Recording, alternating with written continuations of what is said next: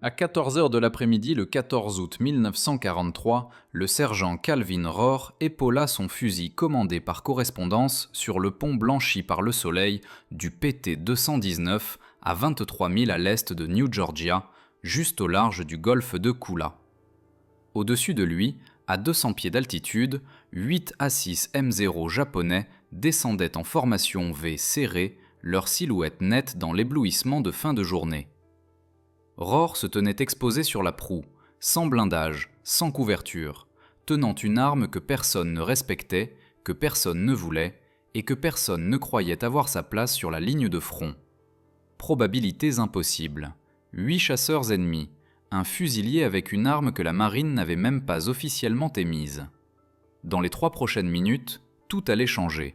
Doctrine, attente, morale, et les hommes qui s'étaient moqués de Rohr ce matin-là le fixeraient dans un silence stupéfait, alors que les débris de 8-0 se consumeraient à travers les vagues.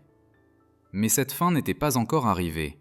À 14 heures de l'après-midi, le 0 de tête ouvrit le feu en premier. Les traceurs verts arquant bas au-dessus de l'eau, giflant la surface avec des sons secs et cinglants. Les mitrailleuses jumelles de calibre 50 du PT 219 suivirent à gauche, mais étaient trop lentes, trop limitées par leur monture. Le même problème qui avait coûté à l'escadron 7 bateaux en 6 semaines. Les chasseurs glissaient toujours sous l'arc de tir, venaient toujours bas, tuaient toujours quelqu'un. Rohr leva le fusil à son épaule. La sueur glissa dans ses yeux. L'air salé remplit ses poumons. Ses bottes vibraient contre la coque, alors que les moteurs du bateau rugissaient à plein régime. L'arme semblait froide, presque déplacée parmi les lourds canons navals autour de lui. Une forme noire, longue, avec un capot ventilé et un récepteur usiné, construit à partir de pièces de rechange et de composants commandés par correspondance, qui étaient arrivés dans une boîte ordinaire d'un catalogue que les officiers ne se donnaient jamais la peine de lire. Un fusil en qui personne n'avait confiance, un fusil que personne ne respectait, un fusil que la marine n'avait pas approuvé. À 14h22 de l'après-midi, Rohr aligna les viseurs et expira. Dans 2 minutes et 58 secondes, cette solution non approuvée, non officielle, enfreignant les règles, abattrait 8 pilotes ennemis, stupéfierait l'escadron et déclencherait un changement souterrain dans les tactiques défensives. Un que les historiens ne retraceraient pas jusqu'à lui pendant des décennies. Mais avant cela, il n'y avait que la proue du bateau, le tonnerre des moteurs, l'odeur métallique d'huile chaude, le hurlement qui se rapprochait des moteurs zéro, et un mécanicien de la classe ouvrière de Pittsburgh serrant une arme qu'il n'avait pas le droit de construire. Ce qui arriva ensuite commença des années plus tôt, loin du Pacifique, loin de la guerre, loin de quiconque croyait qu'un homme comme lui pouvait changer quoi que ce soit. Calvin Rohr grandit du côté sud de Pittsburgh, dans une maison de briques étroite à 2 pâtés de maison de la rivière Monongahela. Son père travaillait aux aciéries de Homestead, et à l'âge de 12 ans, Calvin balayait les copeaux de métal du sol de l'atelier, apprenant le rythme des machines bien avant d'apprendre l'algèbre. À 16 ans, il réparait les radios des voisins pour de l'argent, réglait les carburateurs pour les dockers, et usinait des pièces de rechange sur des tours battues qui tremblaient comme s'ils allaient se disloquer. Il travaillait avec ses mains parce que tout le monde dans sa famille le faisait. Mains fortes, jointures calleuses, ongles noircis. L'odeur d'huile de coupe et d'acier chaud le suivait partout. Il boxait le soir au gymnase local, non pas parce qu'il aimait se battre, mais parce qu'il aimait la précision, le placement des pieds, le timing, les angles. Il apprit à lire le mouvement, prédire les résultats et frapper en premier quand il voyait une ouverture. Les entraîneurs l'appelaient têtu, d'autres l'appelaient téméraire. Il appelait cela faire attention. Quand la guerre vint, il s'enrôla dans la marine, s'attendant à la machinerie et aux moteurs. Au lieu de cela, par une combinaison d'erreurs de paperasserie et de timing, il se retrouva assigné au bateau PT, où l'improvisation comptait plus que les règlements, et où les hommes avec un instinct mécanique valaient leur pesant en carburant. Mais même là, il se démarquait.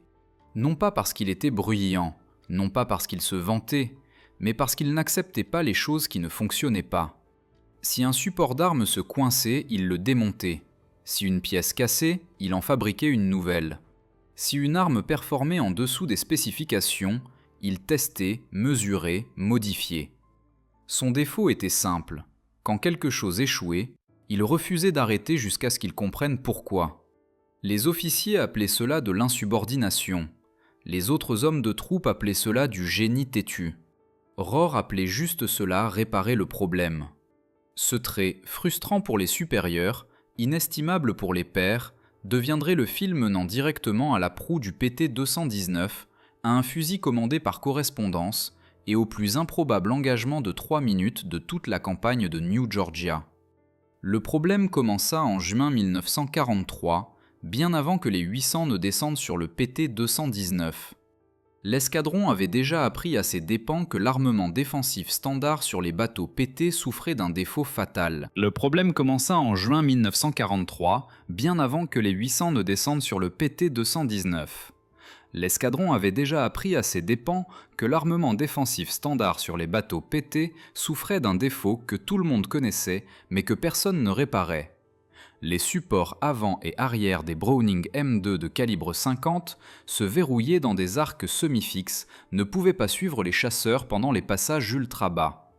Les supports étaient conçus pour mitrailler les barges et repousser les petites embarcations, non pour des avions agiles arrivant à 320 nœuds, à peine 10 pieds au-dessus de l'eau. La doctrine supposait que les chasseurs ne risqueraient pas d'approche frontale à hauteur de vague à cause des embruns de souffle d'hélice et du temps de réaction limité. La doctrine était fausse. Les pilotes japonais du 21e groupe aérien, opérant depuis l'aérodrome de Balalae, avaient appris l'angle mort avant midi. Un zéro descendrait au niveau du pont, accélérerait, glisserait sous l'arc de tir et ratisserait le pont avec du feu de canon de 20 mm.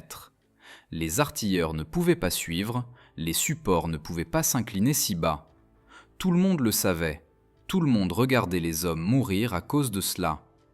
Le 4 juin, le mécanicien de moteur Harold Chen, âgé de 22 ans de Tacoma, se tenait au canon bâbord sur le PT-207. Il resserrait un couvercle d'alimentation quand un zéro balaya bas. Les traceurs marchèrent à travers le pont avant même qu'il ne lève les yeux. Il mourut instantanément, face contre terre à côté du casier de munitions. Rohr avait partagé des parties de poker avec Chen. Il avait échangé des cigarettes avec lui la nuit précédente. Il aida à porter son corps à terre. 10 jours plus tard, le 14 juin, le marin Robert Donovan, 19 ans, Boston, prit une rafale dans les jambes pendant un autre passage bas. Rohr était sur le pont quand Donovan cria. Il maintint la pression sur les blessures pendant tout le trajet de retour, mais Donovan se vida de son sang une minute avant qu'il n'accoste. L'officier médical écrivit « Traumatisme fémoral catastrophique ». Les hommes n'écrivirent rien, ils ne parlaient pas, ils n'en avaient pas besoin. Et puis vint le 27 juin, la nuit qui changea tout. Le PT-214 commandé par le lieutenant Gerald Morrison suivait des barges de transport suspectes près de Vella la Vella. Rohr regardait depuis le PT-219 alors qu'un seul zéro approchait de l'est. Trop rapide, trop bas, trop précis. Le bateau de Morrison ouvrit avec le support arrière de calibre 50, mais le chasseur glissa sous le canon. La rafale de canon coupa le cockpit en deux. Le bateau brûla pendant 30 minutes avant de couler. Morrison avait été populaire, silencieux, stable. Un homme qui traitait les hommes de troupe avec respect. Rohr avait monté la garde avec lui des dizaines de fois. La perte secoua l'escadron. Puis vinrent les statistiques. 7 bateaux PT perdus en 6 semaines, 18 hommes morts, 32 blessés, un taux de perte approchant 40%. Et pour la même raison à chaque fois. Les supports ne pouvaient pas s'abaisser assez bas pour frapper les avions entrants. Mais la réponse officielle de la marine, une seule ligne dans le bulletin de maintenance. Dépression du support dans les paramètres acceptables. Paramètres acceptables signifiaient pertes acceptables. Rohr refusait d'accepter l'un ou l'autre. La frustration grandissait quotidiennement. Rohr la sentait dans chaque serrage de boulon, chaque vérification de percuteur, chaque fois qu'il mesurait les jeux d'amortisseurs de recul sur les supports Browning. Il regardait l'acier briller sous le soleil du Pacifique et se sentait dégoûté qu'une ingénierie si nette cache un angle mort si mortel. Les autres hommes de troupe grommelaient. Rohr analysait. Il esquissait des diagrammes sur du papier de rebut, mesurait les limitations d'arc avec de la craie sur le pont, chronométrait les vitesses de balayage d'élévation avec un chronomètre. Il voyait ce que les officiers ne voyaient pas. Les supports n'étaient pas cassés, ils étaient obsolètes. Et les hommes qui payaient le prix étaient ses amis. Début juillet, Rohr comprenait la cause racine. Les supports sur les bateaux de classe PT étaient liés par une limite de dépression de 9 degrés. Tout ce qui était plus bas nécessitait une géométrie complètement différente, une qui n'existait pas sur les navires de la marine de leur classe. Les pilotes zéro n'avaient pas besoin d'être des génies. Ils attaquaient simplement depuis 10 degrés sous la ligne de pont, glissant parfaitement dans le coin aveugle. Rohr l'expliqua à l'officier d'ingénierie le 8 juillet, pointant vers des croquis dessinés à la main avec des angles soigneusement mesurés. « Monsieur, les supports ne peuvent pas suivre bas. Les chasseurs le savent. Ils exploitent le même coin à chaque fois. » Le lieutenant Harrington jeta à peine un coup d'œil au papier. « C'est dans les spécifications, dit-il, ajustant sa casquette. Avec respect, monsieur, les spécifications tuent des hommes. Ce sera tout, sergent. » Renvoyé encore. Une semaine plus tard, Rohr approcha le lieutenant Garvey, l'officier d'artillerie de l'escadron, et démontra avec une ligne de craie sur le pont avant. « Si un chasseur arrive ici, cet angle, nous n'avons aucune couverture. Je pourrais me tenir à cette ligne avec une gourde et la lancer sur l'avion avant que quiconque puisse le suivre. » Garvey ne s'approcha même pas. Les angles de support étaient fixés par les équipes de conception à Washington. Ils savent ce qu'ils font. Avec respect, monsieur, ce n'est pas sujet à débat. Un autre mur, une autre sentence de mort. Rohr considéra demander un transfert. Il ne le fit pas parce que le transfert n'arrêterait pas les attaques. Le moment cristallisant vint le 23 juillet, quand le maître d'équipage Eddie McKenna, 20 ans, natif du Bronx aux cheveux roux, s'assit sur le bord de la jetée à côté de Rohr. Ils regardèrent le soleil plonger derrière New Georgia alors que la chaleur persistait sur l'eau. Eddie alluma une cigarette.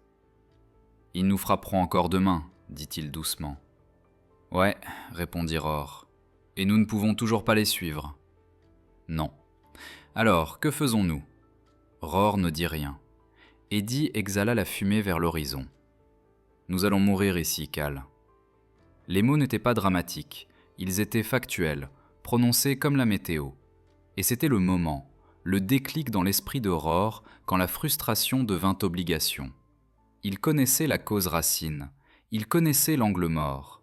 Il savait que des hommes mourraient jusqu'à ce que quelqu'un change quelque chose. Mais les canaux officiels rejetaient chaque avertissement, chaque diagramme, chaque mesure. Cela lui laissait une option qu'il n'était pas censé considérer. Briser les règles. Réparer le problème lui-même. Risquer une cour martiale pour sauver l'escadron. Une solution interdite. Une qu'il façonnait dans son esprit depuis des semaines. Cela n'impliquerait pas de modifier les supports. Cela n'impliquerait pas de réingénierie des armes de la marine, et cela n'impliquerait pas de demander la permission. Cela impliquerait une arme que la marine n'émettait pas. Une arme que les officiers ignoraient.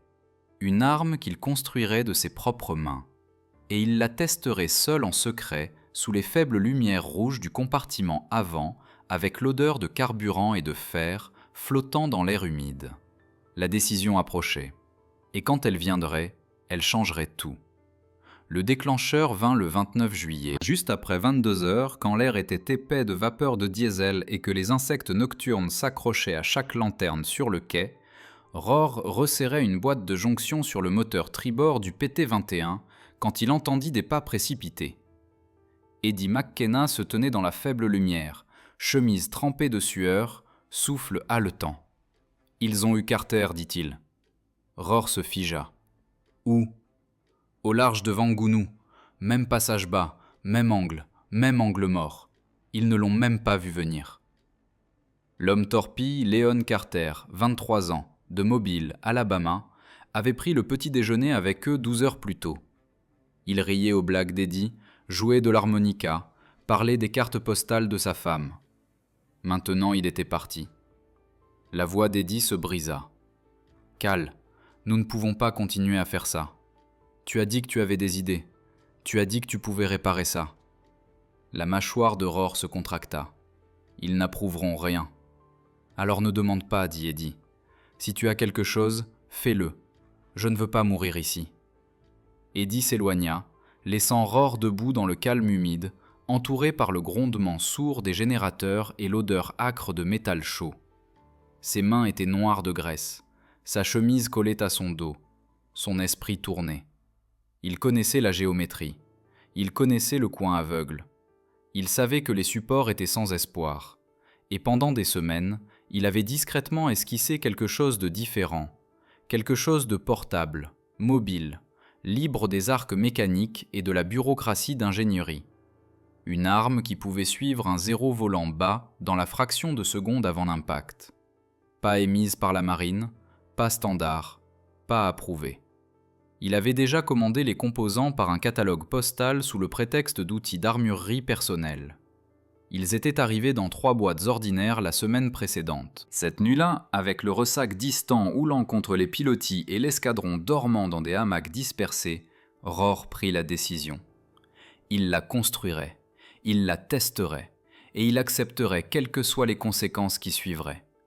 Cour martiale, temps de prison militaire, décharge déshonorante, tout préférable à regarder un ami de plus mourir. Rohr entra dans le compartiment avant du PT 219 à 23h de l'après-midi. L'espace sentait le solvant, les fibres de corde et la faible odeur métallique des conduites de carburant refroidissant après l'arrêt. Il verrouilla l'écoutille, alluma une seule lampe utilitaire rouge et déballa les boîtes en carton ordinaire qu'il avait gardées cachées sous la toile de rechange. À l'intérieur se trouvaient les composants, un récepteur en acier usiné, un capot de canon ventilé, un ensemble de ressorts de recul, un bipied de surplus qu'il n'avait pas l'intention d'utiliser, un chargeur usiné à la main, un chargeur de 20 cartouches. Le cœur de tout était le long canon Bleuy, 22 pouces d'acier de précision commandé d'un petit atelier d'armurerie dans l'Illinois. Un canon conçu pour la précision à 800 yards, pas pour le combat naval. Mais Rohr s'en fichait. Il se souciait de l'angle, de la dépression et de la vitesse de suivi. Il étala un tissu de toile sur l'établi, disposa ses outils, retroussa ses manches. L'humidité collait à sa peau. La sueur perlait sur son front alors qu'il travaillait à la lueur de la lampe. Il commença par ajuster le récepteur dans la crosse, tapant les goupilles transversales en place. Le métal était glissant d'huile d'emballage. L'odeur lui rappelait le casier du moulin de son père. Il l'essuya propre avec un chiffon glissé dans sa ceinture. Il attacha le canon, tournant, installant, vérifiant l'alignement. Les filets mordirent fermement. Il les serra avec une clé rembourrée jusqu'à ce que l'épaulement rencontre le récepteur avec un arrêt solide satisfaisant. Son pouce glissa sur le métal huilé. Il trancha le bord de son ongle sur le capot. Une fine ligne de sang s'étala sur le canon. Il l'essuya avec le chiffon. Il vérifia l'espace de culasse avec une jauge de profondeur 2,4 livres de tension de fermeture. Parfait. Il monta le guidon avant personnalisé qu'il avait usiné lui-même, réglé 38 pouces au-dessus du capot, lui donnant un angle clair pour le suivi bas. Ce n'était pas standard de la marine. Ce n'était rien de standard. C'était sa conception. Construite pour un travail. Suivre une cible alors qu'elle effleurait l'eau. Le ressort interne résista alors qu'il l'installait avec un poinçon en laiton. Il glissa une fois, claquant en arrière et cliquetant contre l'établi avec un twang métallique aigu. Il le stabilisa, expira, essaya encore. La sueur dégoulinait sur la toile. Les moustiques bourdonnaient autour de la lampe. Les outils tintaient, grattaient, cliquaient. Le temps passa inaperçu. Sa chemise collait, ses mains se crispaient. Il continua. Dans l'après-midi, il attacha le cache-flamme, 6 pouces d'acier fendu, pas d'émission de la marine, mais conçu pour réduire la montée du canon. Essentiel s'il voulait suivre un avion en piqué. Dans l'après-midi, il inséra le chargeur. Il s'enclencha en place, ferme, précis, correct. Il se leva tenant l'arme finie. Elle semblait solide, équilibrée, juste. Un fusil que la marine n'autorisait pas. Un fusil qui pouvait le faire emprisonner. Un fusil qu'il croyait pouvoir sauver des vies. Il la regarda un long moment, sentant son poids, respirant le léger mélange d'huile, d'acier et de sa propre sueur. C'était la solution interdite. Née dans le secret, construite en défiance, testée bientôt. Il ressentit un éclair de doute. Bref, vif, réel. Puis il ferma l'écoutille et scella l'arme dans un emballage de toile. L'engagement remplaça la peur, l'action remplaça l'hésitation. Il l'utiliserait, il lui ferait confiance, et il affronterait ce qui viendrait ensuite. Le test vint plus tôt que Rohr ne s'y attendait. Le 14 août 1943, l'air déjà chaud avant midi, le lagon scintillant d'une brume pâle. Le PT-219 reçut l'ordre de patrouiller à l'est de New Georgia, reconnaître les mouvements de barges et sonder les bords du golfe de Kula. Routinier sur papier, dangereux en pratique. Rohr ne dit rien du fusil. Il l'emporta à bord, enveloppé dans la toile, suspendu bas sur son épaule, glissé derrière des bobines de cordage de rechange près de la proue. Personne ne demanda. La plupart de l'équipage supposa que c'était une autre pièce d'équipement de moteur ou kit de réparation. Les officiers ne remarquèrent pas. Les officiers ne remarquaient presque jamais les choses qui n'étaient pas dans les manuels. Dans l'après-midi, les moteurs rugirent à la vie. L'odeur de carburant monta vive des évents. La chaleur rayonna du pont en vagues scintillantes. Le bateau vibra à travers les bottes de Rohr, alors que la coque s'éloigna doucement du quai et tourna vers les eaux ouvertes. Eddie McKenna l'observa depuis le côté bâbord. « Tu apportes ton kit » demanda-t-il tranquillement. « Ouais » dit Rohr. Eddie hocha la tête une fois, ne dit rien d'autre. Alors qu'il dégageait la baie, les embruns commencèrent à mordre à travers la proue. La visibilité s'étendait sur 10 miles. Pas de nuages, pas de couverture. Conditions parfaites pour les chasseurs traquant les bateaux lents. Rohr s'accroupit près du garde-corps de proue, main ferme, yeux balayant l'horizon. Il n'annonça pas l'arme, n'expliqua pas, n'avertit pas. Aucun intérêt. Si ça marchait, il vivrait. Si ça ne marchait pas, il ne le ferait pas. Tout ce qu'il pouvait faire était attendre. Dans l'après-midi, le PT-219 fendit le léger clapot à 34 nœuds. Moteur rugissant, vibrations synchronisées. L'équipage s'installa dans la routine. Eddie vérifiant les goupilles de sécurité des torpilles, le mitrailleur essuyant le Browning calibre 50 tribord, le capitaine-lieutenant James Whitmore étudiant l'horizon à travers les jumelles. Routine, prévisible, fausse sécurité. Puis la radio grésilla de parasites, voix éclipsée du PT-214, multiples bogeys, relèvement 080, altitude 1500, approche rapide. Whitmore abaissa les jumelles. Barre, venez à droite 10 degrés, tous les hommes restent vigilants. Le rythme cardiaque de Rohr ralentit. Sa respiration se calma. La proue semblait solide sous lui. Dans l'après-midi, la vigie les repéra. 8A6M0. La lumière du soleil clignotant sur les fuselages verts, plongeant en formation peu profonde. Ils étaient déjà engagés, déjà rapides, déjà mortels. La voix de Whitmore résonna à travers le pont. « Mitrailleurs, préparez-vous » L'affût avant pivota, mais trop lentement. L'angle de dépression ne pouvait rencontrer l'approche. Les zéros descendirent plus bas, à peine 30 pieds au-dessus de l'eau, moteurs hurlants, pointe d'hélice scintillant blanc. Les parasites radio claquèrent. « Zek en approche ! Répète, Zek en approche !» « Tenez ferme !» Whitmore cria. « L'angle est mauvais, ne peut pas suivre !» Le mitrailleur avant hurla. C'était le même problème, le même coin, le même angle mort. La doctrine disait que les chasseurs ne viendraient pas si bas. La doctrine était fausse. Rohr défit l'emballage du fusil. Il se cala contre le montant de proue. La toile tomba. Le métal brilla au soleil. L'arme semblait froide, lourde, parfaite. Il chargea une cartouche. Le verrou glissa avec un clic net et contrôlé. Eddie jeta un coup d'œil. « Tu es sûr ?» chuchota-t-il. Rohr ne répondit pas. Il porta le fusil à son épaule, ignorant le vent, ignorant les embruns, ignorant l'incrédulité de l'équipage derrière lui. Les zéros arrivaient à 400 nœuds, se rapprochant rapidement. 7 secondes jusqu'à la portée d'impact. Le premier zéro descendit plus bas, trop bas pour les affûts, parfait pour lui. Rohr planta ses pieds, visa, retint son souffle. Le chasseur grossit, rapide, stable, mortel. Il pouvait voir les lunettes du pilote, voir l'éclat de l'emblème du soleil levant sur le capot, voir le souffle d'hélice déchirant l'eau derrière lui. Il tira. Le fusil recula fort. Recul vif contrôlé par le cache-flamme. Une seule douille de laiton tourna près de sa joue. La balle frappa le moteur du Zéro, le capotage. Une étincelle, une bouffée de fumée noire. Le Zéro vacilla. Il continua d'arriver. Il tira encore, puis encore. Rafales courtes et précises, chaque tir délibéré.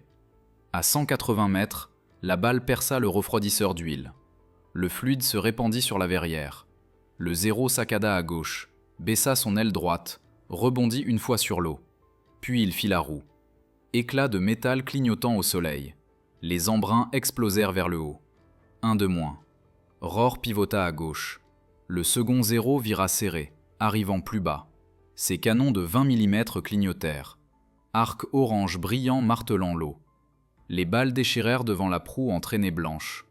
Il expira, suivit le nez, tira. La balle toucha le cadre de la verrière, puis l'épaule du pilote. Le Zéro roula violemment. Son bout d'aile gauche effleura la surface. Le chasseur se désintégra dans un panache d'embruns et de fumée. 2 de moins. Le mitrailleur avant regarda fixement, bouche ouverte, mains gelées sur les poignets. « Bon sang, qu'est-ce que c'est que cette chose » cria-t-il. Rohr l'ignora. 3e Zéro, se rapprochant vite, très vite. Il ajusta l'élévation de 38 pouces, compensant pour les embruns et la vibration du pont. La proue frappa une vague. Le sel piqua ses yeux. Le vent rugit près de ses oreilles. Il tira 3 balles en succession rapide. Clic, crac, recul. Les 3 touchèrent, une dans l'emplanture d'aile, une dans le capot, une à travers l'admission du radiateur. Le Zéro explosa en flammes en plein air, feu orange traînant de son moteur. Il toucha l'eau dans un arc glissant et brûlant. 3 de moins. Les chasseurs restants rompirent la formation. Ils virèrent large, se regroupèrent, revinrent. « Tribord toutes !» cria Whitmore. Le bateau gita. Les embruns explosèrent par-dessus la proue. Rohr agrippa le garde-corps de sa main gauche, fusil stable dans sa droite. 4e Zéro, plongeant verticalement, canon clignotant. Il se baissa derrière le montant alors que des fragments chauds déchirèrent près de lui. Morceaux de pont éclatants, métal tintant contre la coque. Il se releva, suivit le chasseur dans un arc descendant. Un tir, puis un autre, puis un 3e. La seconde balle frappa le pilote. Le chasseur tordit à gauche, fumée coulant de l'échappement. Il s'écrasa dans l'eau, nez en premier, envoyant une colonne d'embruns. 4 de moins. Eddie cria par-dessus les moteurs. « Munitions restantes !»« 10 balles !» dit Rohr. Le 5e Zéro tourna au-dessus, choisissant son angle. Pilote plus intelligent, plongée plus lente. Rohr attendit, ne se précipita pas, ne gaspilla pas de balles. Le chasseur descendit, s'aligna parfaitement avec la proue. Le soleil flamboya sur sa verrière.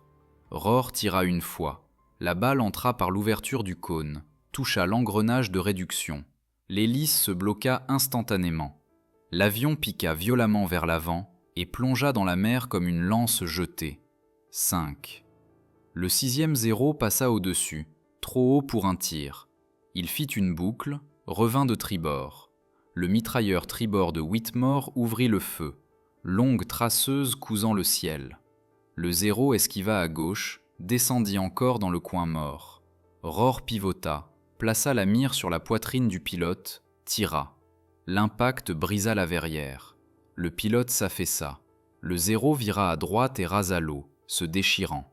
6. Les 7e et 8e vinrent ensemble, coordonnés, disciplinés, une attaque en tenaille, un haut, un bas. Rohr choisit celui du bas. Il tira 2 fois, manqua une fois, ajusta d'un cheveu. Le 3e tir frappa les supports moteurs. Le nez du Zéro plongea. Il s'écrasa dans l'eau et se brisa en 2 morceaux. 7. Le chasseur final hurla vers le bas à 420 nœuds, canon flamboyant. L'eau explosa autour de la proue.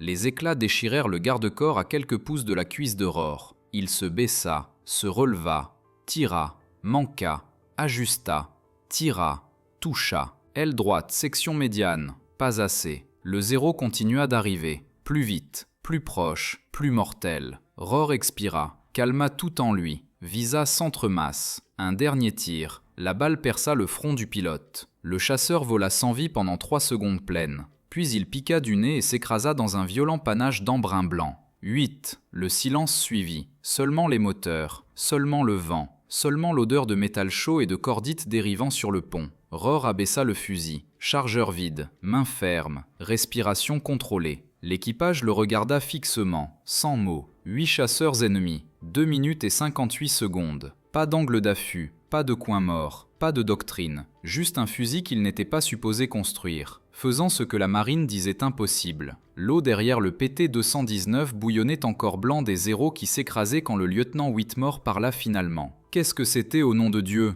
marmonna-t-il, s'approchant de la proue avec l'incrédulité gravée sur son visage. Rohr déchargea le fusil, actionna le verrou 2 fois et le sécurisa sous son bras. Sa respiration était stable, ses mains tremblaient à peine. L'adrénaline s'était déjà installée en un lourd bourdonnement calme dans sa poitrine. Eddie s'approcha en premier. « Tu en as descendu 8, dit-il tranquillement. » Rohr ne répondit pas. Il inspecta simplement la chambre du fusil, essuyant une fine traînée de suie. Le mitrailleur avant s'accroupit près du garde-corps de proue, doigts traçant les marques de brûlure où les balles de 20 mm avaient déchiré près. « C'est impossible, dit-il. Je ne les avais même pas dans ma mire. » Whitmore regarda l'eau, puis le ciel, puis l'arme dans la main de Rohr. « Victime confirmée ?» demanda-t-il. « 8, répondit Eddie. « Tous ont touché l'eau, pas de probable. » Whitmore hocha la tête, stupéfait. « Dommage au bateau ?» Quelques éraflures, répondit le mitrailleur. Rien de sérieux. Rohr garda ses yeux sur l'arme. Il ne sourit pas, ne se vanta pas, n'expliqua pas. Il avait construit quelque chose qui marchait, quelque chose qui comblait l'angle mort, quelque chose qu'aucun officier n'avait sanctionné. Et maintenant, 8 pilotes ennemis étaient morts à cause de cela. Mais les chiffres parlaient d'eux-mêmes. 8 victimes confirmées, 0 pertes amies. Pas de dommages au-delà d'éraflures superficielles. La nouvelle se répandrait. Il le savait. Il le sentait dans le silence suspendu sur le pont. Il le voyait dans la façon dont les hommes regardaient. Non avec peur, non avec émerveillement, mais avec une compréhension naissante que quelque chose de fondamental avait changé.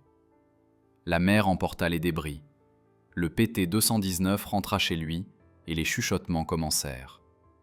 Au moment où le PT-219 atteignit le quai dans l'après-midi, les hommes étaient déjà rassemblés. Équipage d'autres bateaux, mécaniciens des hangars à moteur, sous-officiers curieux des rapports radio. Eddie descendit en premier. Rohr suivit, fusil enveloppé dans la toile. Le maître d'équipage du PT-207 s'approcha, essuyant la graisse de ses paumes. « J'ai entendu que vous, les gars, avez été attaqués par tout un vol, dit-il. J'ai entendu que vous êtes revenus propres. » Whitmore répondit prudemment. « Nous avons eu une assistance peu orthodoxe. » Les yeux de Hale se posèrent sur le paquet de toile sous le bras de Rohr. « C'est ça ?» demanda-t-il tranquillement. Rohr ne parla pas, ne confirma pas, ne nia pas. Mais les hommes autour de lui prirent l'absence de refus comme réponse suffisante. Au coucher du soleil, la moitié de l'escadrille savait. À la tombée de la nuit, presque tous. Les mécaniciens s'appuyèrent contre les caisses, murmurant sur les angles, les arcs de suivi, et la chose de fusil que Rohr construisit. Les mitrailleurs errèrent sur le quai, rejouant les témoignages de l'équipage du PT-219. Les pilotes du détachement d'hydravions proches demandèrent des spécificités à Whitmore. Quelle portée? Quel motif? Quelle vitesse? Pas de formulaires officiels, pas de mémos d'ingénierie, pas de tests sanctionnés. Juste des conversations tranquilles, dans l'humidité, dérivant d'un homme à l'autre. Dans l'après-midi, le matelot Riggs du PT-211 coinça Rohr près des fûts de carburant. « Qu'as-tu fait ?» demanda-t-il. « Comment tu les touches si bas ?» Rohr hésita. « C'est juste un fusil. »« Aucun fusil ne fait ça, » insista Riggs. « Pas 8 en 3 minutes. » Rohr répondit finalement, voix basse. « Tu le gardes stable. Tu suis le nez. Tu tires avant qu'il monte. Riggs hocha lentement la tête, absorbant les mots comme une écriture sainte. Le lendemain matin, 2 mitrailleurs demandèrent un transfert aux affectations de proue. L'après-midi, 3 mécaniciens demandèrent des mesures à Rohr. Hauteur de mire, longueur de canon, pression de détente.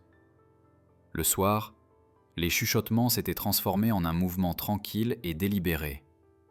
Non approuvé, non autorisé, non documenté, mais réel. Les hommes sur le PT-215 commandaient déjà des pièces du même catalogue de l'Illinois. Le chef d'équipage du PT-2 commença à modifier son fusil de chasse personnel pour usage maritime. Le machiniste du PT-209 essaya de limer une mire avant personnalisée dans de l'acier de rebut, tout sans que les officiers sachent, ou plus précisément, sans que les officiers puissent les arrêter, parce que les résultats parlaient plus fort que les règlements, et 8-0 dans l'eau parlait le plus fort de tous. De l'autre côté du golfe, à l'aérodrome de Balal, la nouvelle se répandit tout aussi rapidement, bien qu'avec un ton différent.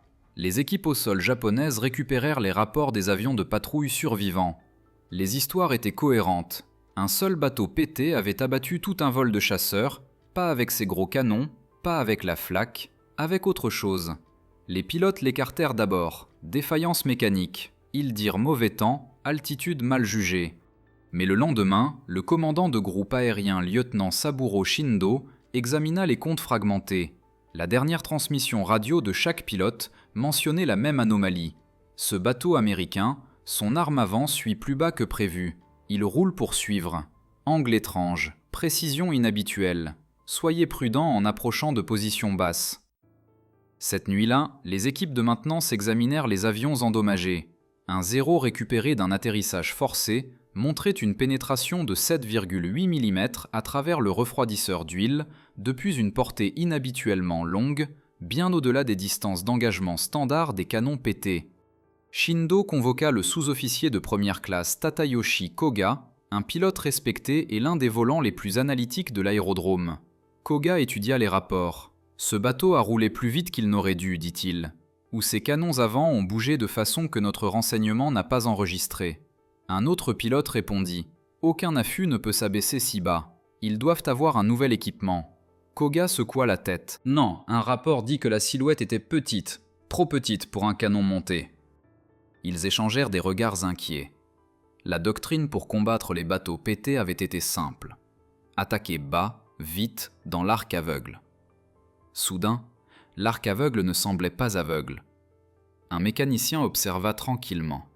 Peut-être les Américains ont-ils changé de tactique. Le 20 août, les interceptions radio japonaises incluaient un avis répété. Usez de prudence en approchant la proue des embarcations pétées.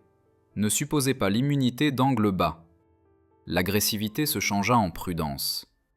La confiance se transforma en doute. Les pilotes hésitèrent avant de plonger dans ce qui avait été le vecteur d'approche le plus sûr. L'ennemi ne connaissait pas la vérité. Ne pouvait pas connaître la vérité parce qu'il n'y avait pas de doctrine américaine officielle expliquant le changement. Aucun nouvel équipement répertorié, aucune modification d'ingénierie à examiner. Juste l'ondulation silencieuse et invisible causée par un homme avec un fusil sur un bateau. Une ondulation se propageant vers l'extérieur à travers les ponts, à travers les unités, à travers le golfe, remodelant le comportement des deux côtés de la guerre. Le changement ne devint pas évident d'un coup. Il émergea graduellement. D'abord dans les journaux de mission épars, puis dans les débriefings nocturnes, puis dans les chiffres froids et impitoyables tapés dans les résumés d'escadrilles. Juillet 1943, 38% de taux de perte à travers les flottilles pétées de Nouvelle-Géorgie. 7 bateaux perdus, 18 hommes tués, 32 blessés, taux de survie moyen pendant l'attaque aérienne à peine 60%. C'était le mois avant que Rohr tire un seul coup de son arme non autorisée. Août 1943, 23% de taux de perte, chutant fortement semaine après semaine. 2 bateaux perdus, 6 hommes tués, 11 blessés, taux de survie pendant l'attaque aérienne grimpant à 78%. L'amélioration n'était pas uniformément distribuée. Elle se concentrait autour des unités dont les artilleurs, machinistes et mécaniciens avaient soit vu l'arme de Rohr de première main, soit entendu des murmures à son sujet. Le modèle était indéniable. En septembre 1943, l'utilisation non officielle de fusils à angle bas, parfois des M1903 modifiés, parfois des canons commandés par catalogue, parfois des constructions entièrement personnalisées, devint commune à travers la flottille. 16% de taux de perte, 0 bateau perdu lors d'attaques à angle bas. La probabilité de toucher contre les avions en piqué s'améliora de plus de 40%. Vies sauvées estimées à au moins 22, possiblement plus. Les évaluations conservatrices du personnel attribuèrent plus tard des améliorations non spécifiées du tir défensif rapproché des bateaux pétés pour ce changement dramatique. Mais les hommes qui survécurent savaient exactement ce qui avait changé. Il fallut attendre octobre pour que les officiers supérieurs remarquent le modèle. Des rapports traversèrent les bureaux, montrant une hausse inexplicable d'avions ennemis abattus, accompagnée d'aucune amélioration d'équipement correspondante. Un commandant encercla une ligne d'un journal de patrouille. Tir avant capable de s'abaisser plus bas que la spécification doctrinale. Cela n'aurait pas dû être possible. Une équipe d'inspection visita les quais le 12 octobre. Officiers à presse-papier, examinant les montures, angles, listes d'armes. Ils ne trouvèrent rien parce que les fusils étaient possédés individuellement, cachés, emballés, nettoyés en secret. Ce qu'ils trouvèrent furent des rumeurs qu'ils choisirent de ne pas documenter. Un mémo circula brièvement. Rapport non confirmé d'armes légères non autorisées utilisées en capacité anti-aérienne. Il n'alla nulle part. Fin octobre, après avoir examiné plusieurs engagements, le commandant de flottille émit une directive curieuse. Tous les bateaux devraient développer des mesures supplémentaires pour traquer les avions en approche basse. Elle ne reconnaissait pas Rohr, ne reconnaissait aucun fusil, ne reconnaissait aucune innovation. Au lieu de cela, un supplément d'entraînement apparut. Les artilleurs de proue devraient pratiquer l'acquisition rapide de cibles à angle bas en utilisant des armes légères ou faisables, officielles, vagues, soigneusement formulées. Pendant ce temps, Rohr ne reçut aucune médaille, aucune commendation, pas même une note dans son dossier de service. Son arme ne fut jamais enregistrée, son design jamais breveté, son nom jamais mentionné, mais les graphiques de perte disaient la vérité, et les hommes qui vécurent grâce à lui la racontèrent discrètement pendant des années. Calvin Rohr survécut au reste de la campagne du Pacifique. Il termina sa mission fin 1944, fut rapatrié via San Francisco et accepta sa libération avec le même hochement de tête silencieux qu'il avait donné quand il était monté pour la première fois à bord du PT-219. Il ne garda pas le fusil.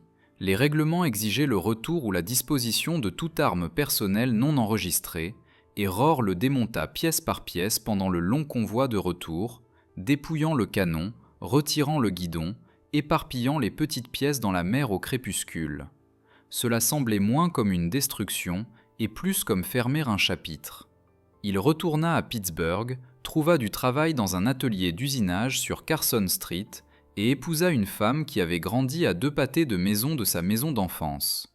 Ils achetèrent une maison modeste près de la rivière.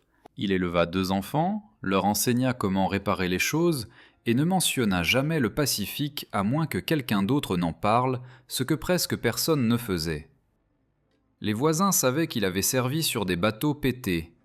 Une ligne dans son nécrologie des décennies plus tard le décrirait simplement comme un vétéran naval de la Seconde Guerre mondiale. Rien de plus. Aucune mention du fusil. Aucune mention de 8 avions ennemis en moins de 3 minutes. Aucune mention des hommes qui vécurent parce qu'il refusa de suivre la doctrine.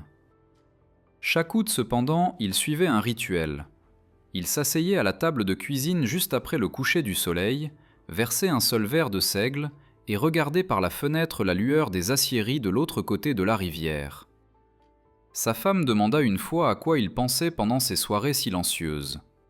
Il répondit doucement, aux gens qui ne sont pas rentrés à la maison.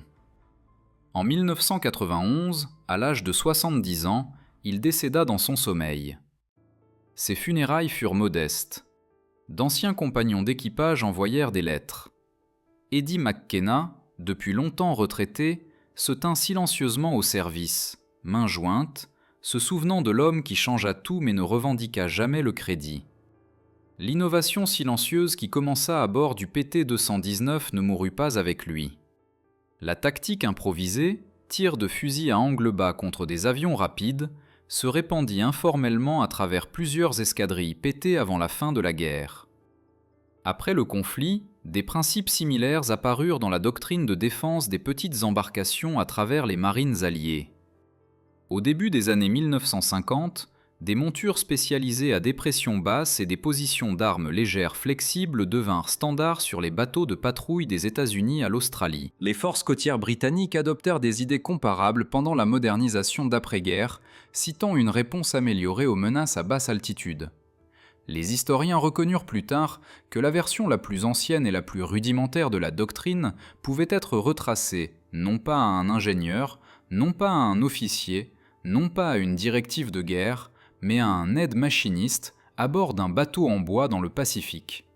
Des décennies plus tard, un chercheur militaire examinant les histoires orales de vétérans PT découvrit des références répétées au fusil de proue de Rohr, ou « cette chose que Cal construisit ». Rien de cela n'apparut dans les documents officiels, tout cela apparut dans les mémoires. Les estimations conservatrices suggéraient que l'innovation sauva 20 à 30 bateaux et plus de 60 membres d'équipage à travers plusieurs escadrilles, directement ou indirectement. Des vies préservées par quelque chose qui n'avait jamais été prévu, approuvé ou enregistré.